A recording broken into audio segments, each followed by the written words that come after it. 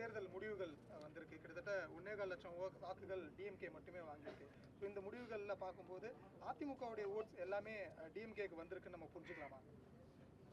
மாண்புமிகு தமிழக முதலமைச்சர் அவருடைய பாதை செயல்களை பொறுத்தளவில் இன்னார் இனியவர் என்று இல்லாமல் அனைத்து தரப்பட்ட மக்களுக்கும் மகிழ்ச்சியை தரக்கூடிய வகையில் தேர்தல் முடிந்தவுடன் அவர் சொன்ன வார்த்தை வாக்களித்தவர்களுக்கும் வாக்களிக்காதவர்களுக்கும் சேர்த்தே அமைந்திருக்கின்ற அரசு இந்த அரசு. வாக்களித்தவர்கள் மகிழ்ச்சி அடைகின்ற வகையிலும் வாக்களிக்காதவர்கள் இவர்களுக்கு நாம் வாக்களிக்க தவறிவிட்டோமே என்று வருத்தப்படுகின்ற அளவிற்கும் எங்களுடைய பணிகள் அமையும் என்றார். அவர் அன்றைய வார்த்தைக்கு எடுத்துக்காட்டுத்தான் இன்றைக்கு விக்கிரவாண்டியிலே மாற்றுக் கட்சியினரும் திராவிட முன்னேற்ற கழகத்தை ஆதரித்து வாக்களித்திருக்கின்றார்கள்.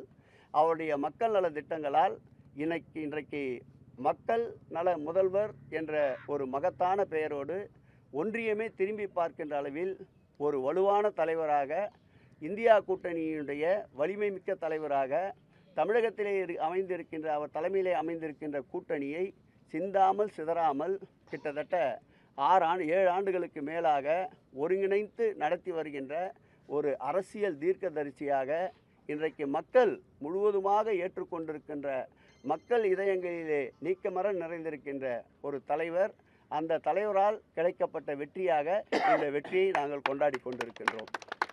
இந்தியா கூட்டணி போட்டியிட்ட தொகுதிகள் இருக்கு இல்லையா, நாடு முழுவதும், அதில் பெரும்பாலான தொகுதிகளில் இந்தியா கூட்டணி தான் ஜெயிச்சிருக்கு.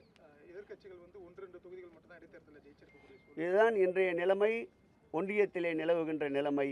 தொடர்ந்து இந்தியா கூட்டணி அனைத்திலும் வெல்லும். நிச்சயம் இந்தியா கூட்டணி இந்தியாவில் இருக்கின்ற அனைத்து இடங்களிலும் அதன் பேர் சொல்லும். அது விசாரணையில் இருக்கின்றது, காவல்துறை புலனாய்வில் இருக்கின்றது.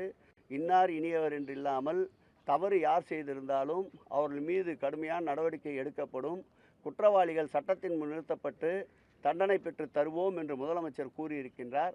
ஆகவே விசாரணையில் இருப்பதால் அது குறித்து கருத்துக்களை தெரிவித்து விசாரணைக்கு குந்தகம் ஏற்படக்கூடாது. நிச்சயம் இந்த ஆட்சியை பொறுத்தளவில் நீதியின் பக்கம், சட்டத்தின் ஆட்சி நடைபெறுகின்ற ஆட்சி இந்த ஆட்சி. குற்றவாளிகள் யாராக இருந்தாலும் அவர்களை தப்ப விட மாட்டார்கள். தேர்தலை பொறுத்த வரைக்கும் நாம் தமிழர் கட்சியில் மிக கடுமையான விமர்சனங்கள் திமுக மேலே வைக்கப்பட்டிருந்தது இல்லையா? ஆனால் இப்போ தேர்தல் முடிவுகளில் பார்க்கும்போது ரொம்ப சொற்பமான ஒரு வாக்குகள் தான் நாம் தமிழர் வேட்பாளர் பெற்றிருக்காங்க. கிட்டத்தட்ட ஒரு 10,000 சொல்கிற வாக்குகள் தான் பெற்றிருக்காங்க.